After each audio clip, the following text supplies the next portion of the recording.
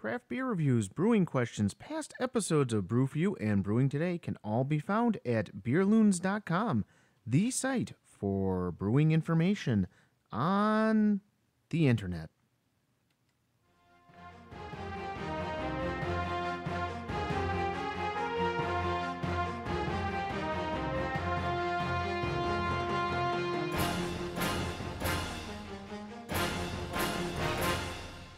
Hi everyone, I am your host Mike Campbell and welcome to Brewing Today.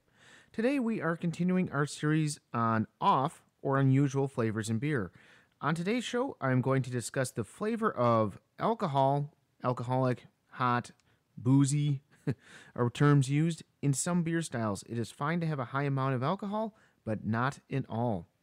In fact, not in most. We're going to take a standard beer, add some vodka, and then taste a beer with way too much alcohol in it per the style. Sound good? Great. Let's start off by getting our ingredients together so we can all try this. I am using a 12-ounce can of Budweiser Select 55. But you can use any American Light or standard lager.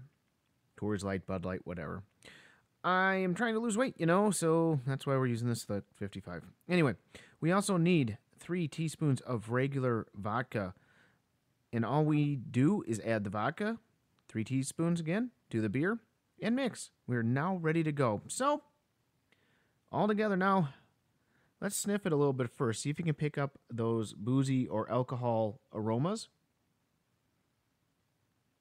Which you should. Some people, it may not be a bad idea to smell the beer before you add the vodka and then smell it after so you maybe have something to compare to. But let's go ahead and give this a try.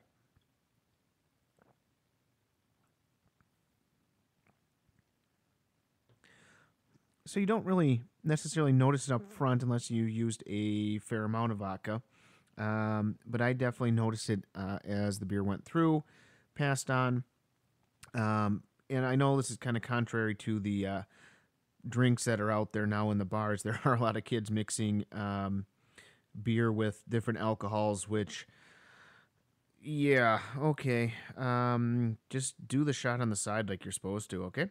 Anyway, so now you have a little bit of an understanding of what too much alcohol, too much booze. If you don't taste it much, just add some more vodka until you do. This can be based on your taste buds and on your sense of taste, things like that. Anyway.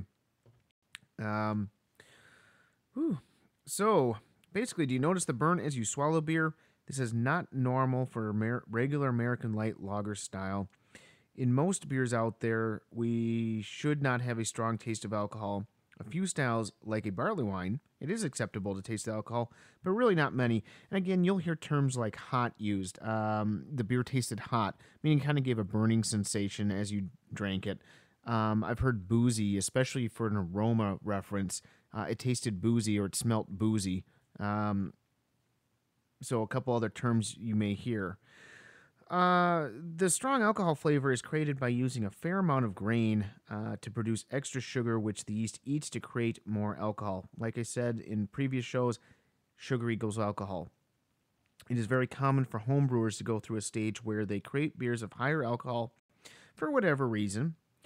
And I went through this phase many years ago and found the common bitter flavor of alcohol to get old. Alcohol does have a flavor. It's bitter. As a beer ages, it tends to mellow out. But what I found with these beers that were 6.5%, 7% alcohol, that even though they're totally different styles, it could be a porter, it could be a red ale, it could be a pale ale, an IPA, things like that. These 6.5%, 7%, even though these were different beers, they all really had a similar flavor between them. And I kind of got tired of that. I find a beer that is lower in alcohol has much more complexity to it and is more appealing to drink. But again, everyone needs to experiment. There's nothing wrong with making 6.5%, 7% beers. I just found it a little mundane. The problem is, as you add more alcohol, your beer gets out of balance or what you're used to in drinking. Some people like the taste of the extra kick, but I find most people who like their higher alcohol flavor are not worried about the taste, but more concerned with the effects of the alcohol. Just saying. There's a lot of folks that want to learn how to brew because they think it's going to save them money. versus going to buy the beer. And if you've done this hobby, home brewing, for any length of time, you're not going to save money. You're just you're not going to buy the equipment once, and that's all you ever buy. It's kind of as simple as that. You'll tend to pick up more equipment, and frankly, the large breweries have such a discount in their product because they own the farms or they contract with the farmers for the hops, for the grains, things like that, that it really is hard to compete even on a home basis. Sure, there's some things you can do to knock down the cost, but I really don't believe a person's ever going to really save money if we're going to compare it to the larger breweries out there. So, and like I say, usually the person comes in that wants that high alcohol kick, like a ice house or natural ice. A lot of guys come in, where it's 6, 7%. They're out of balance beers. To me, they're not very appealing. But I do happen to find it interesting that really the top 20 beers or so on beeradvocate.com are all above 7% or very close to that. I guess I don't understand what the appeal to getting loaded quicker is all about. I know these are flavorful beers, but it seems to me, even for those beer geeks, that it's more about the end result than the actual flavor. And maybe I'm wrong. Some of the beers listed are very good beers, but if the idea is to get a buzz on as quick as you can, then why not drink liquor? Vodka, for example, can be just as cheap as beer, can get the job done in a matter of minutes. I'm talking about quality, and I know a lot of these beers that are on the top of the list are higher quality, but again, it's a bit odd to me that higher alcohol is what's getting rated so high when there's really not tons of complexity to them. A lot of times they're bourbon barrel aged. Ooh, you threw your beer that's 8% in an oak barrel. You have 3 flavors. You have a little bit of hops, a little bit of malt, and some oak.